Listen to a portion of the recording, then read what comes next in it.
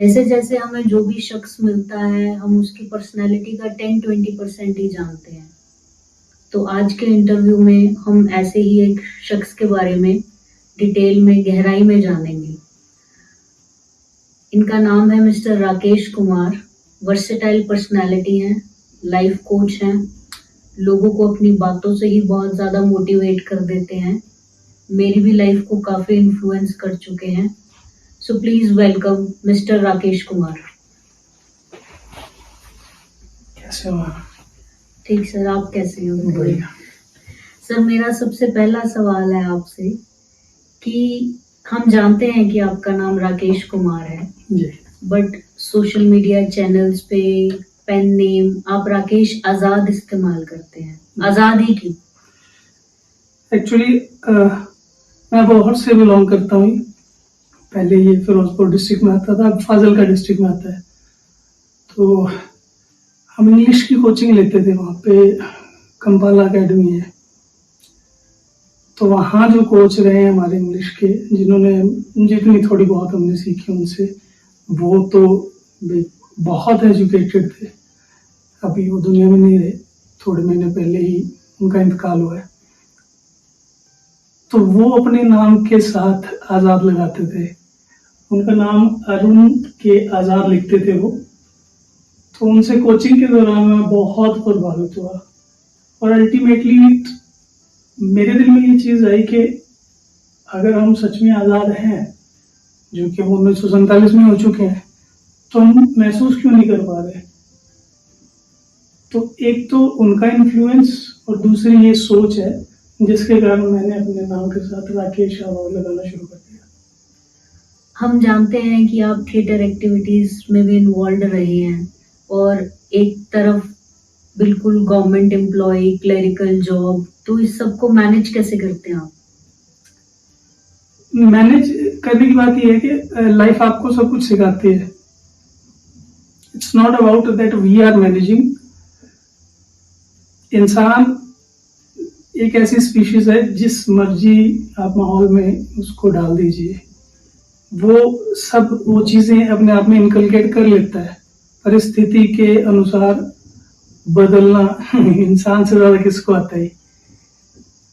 तो मैं actually basically theatre artist रहा नहीं। मिडिल क्लास फैमिली में पैदा हुआ और देख देख के कुछ चीजें मिमिक्री, स्टॉनिक्स वगैरह थोड़ा बहुत मैं करता था। तो दोस्तों ने कहा कि तुम ज्वाइन करो थिएटर, तब मैंने थिएटर ज्वाइन किया। तो ऐसा नहीं कि मैं बाय बर्थ ऐसा एक्टर हूँ या मैं ट्रेंड हूँ थोड़ा बहुत, बट थिएटर करने के साथ मुझे ये जरूर पता लगा कि अगर आपने बेहतर इंसान बनना है, अपने आप को एक्सप्रेस अच्छे से करना है कॉन्फिडेंटली, तो आपको जिंदगी में थिएटर करना चाहिए। It is not about that you become something theatre करने के बाद, पर एक अच्छी जिंदगी जीने के लिए अपना जो भी विचार है उसको रखने के लिए आपको थिएटर बहुत ज्यादा जरूरी है। और मैं क्लरिकल जॉब में हूँ आज की डेट में,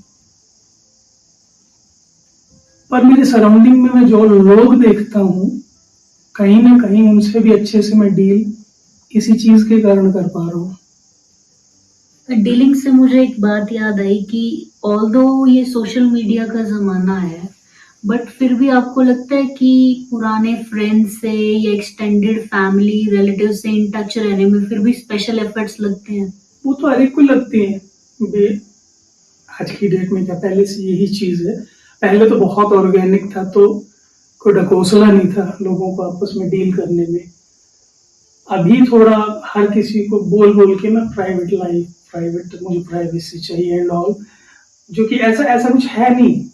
जब आप किसी के साथ वैसे अकेले में बैठे हो तो अपने आप प्राइवेट मोमेंट बन जाती है। वो ऐसा नहीं है कि आपका कोई इंटीमेट फ्रेंड ही होगा, गर्लफ्रेंड होगी, वो कोई भी इंसान हो सकता है। और प्राइवेट अगर आप अपना टाइम कहते हैं तो उसमें ये रहता है कि आपके अलावा कोई ना हो। That is called private moment, जब आप अपने से बातें करना चाहते हो।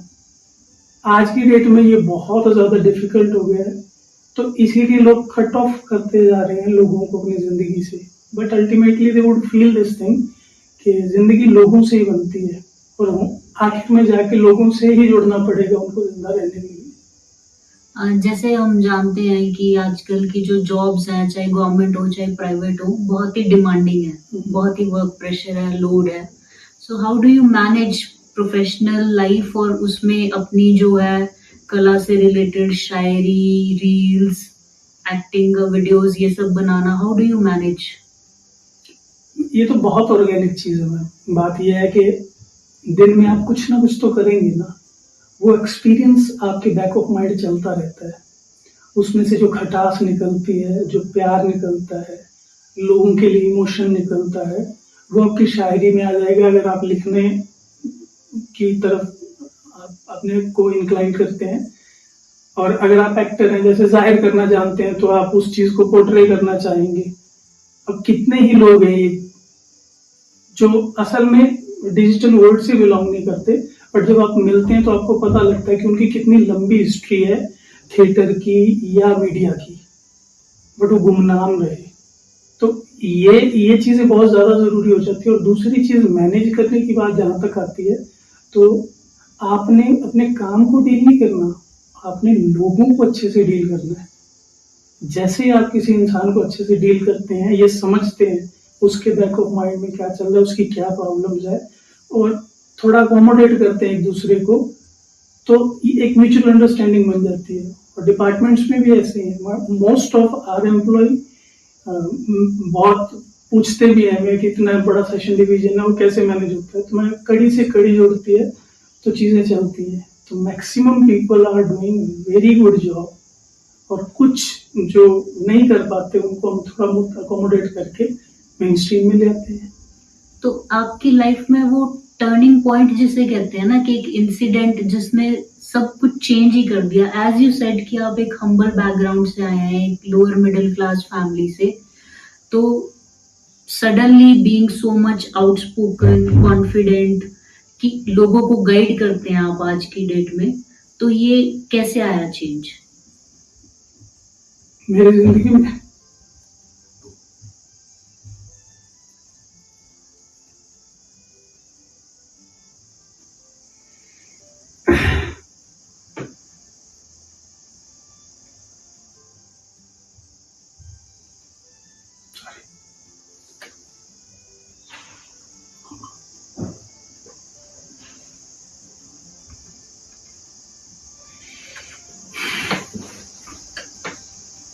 मेरी जिंदगी में एक ही पर्सन है मैम,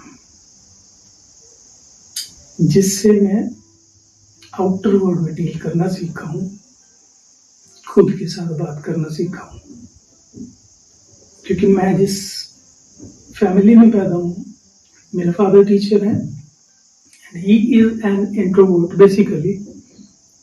तो वो कहीं ना कहीं गुण मेरे में भी था। मैं बहुत इंट्रोवर्ट था, अभी भी हूँ। क्योंकि आप जितना मर्जी आउटस्पोकन हो जाए, बेसिकली आप उसी पर्सनैलिटी में चले जाते हैं जहां से आप बिलोंग करते हैं।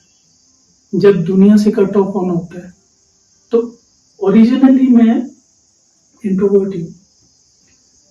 तो मेरे कॉलेजेस के जब दिन चल रहे थे, तो किसी दोस्त ने बोला कि तुमको थिएटर ज्वाइन करना चाहिए। तो मैंने सोचा कौन सा थिएटर हो, तो अक्सर बोहर का नाम मेरे जहन में आया। वो भी इसलिए क्योंकि वहां पे डायरेक्शन देते थे सुरेंद्र नरोला सर। तो उनके बारे में ऐसा सुना था कि भी जैसे सीरियसली हम सुनते हैं ना, फकीर टाइप आदमी है, साइकिलों की गलियों में गाने गाते घूमते हैं। तो मेरे को विजुलाइज करके ही इतना आनंद आया कि कोई इंसान ऐसा कैसे हो सकता है ऐसे दौर में जहाँ पे लोग सेल्फिश हैं और अपनी जरूरतें पूरी करने के लिए किसी भी हद तक जाते हैं।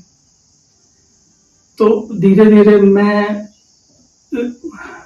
अक्सर दौर में ज्वाइन किया। ये 2001 की बात है। तो आप तो अच्छे से जानते हैं, आपके पिता हैं। तो उनसे मिलने के बाद मैंने थिएटर नहीं सीखा, मैंने जिंदगी जीनी सीखी।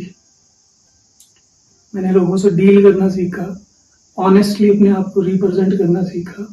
And that quality somewhere came from my father also, from my family also. They are also very humble. अपने फैमिली की तारीफ सब करते हैं, माता पिता को सब हीरो मानते हैं, बट मेरे फादर ने कभी हमको किसी भी चीज के लिए फोर्स नहीं किया, और इतना जरूर कहा कि कभी भी आप बाहर से आओ तो घर की इज्जत बढ़ा के आना। इतनी डिमांड हमेशा उन्होंने की, उसके कारण हम ऐसे हो गए हैं। और मैं दुनिया से अब डील सिर्फ और सिर्फ निर्मला सर की बदौलत कर रहा हूँ। उन्होंने एक तरह से कहते हैं ना, सामाजिक तौर पे जन्म दिया मुझे।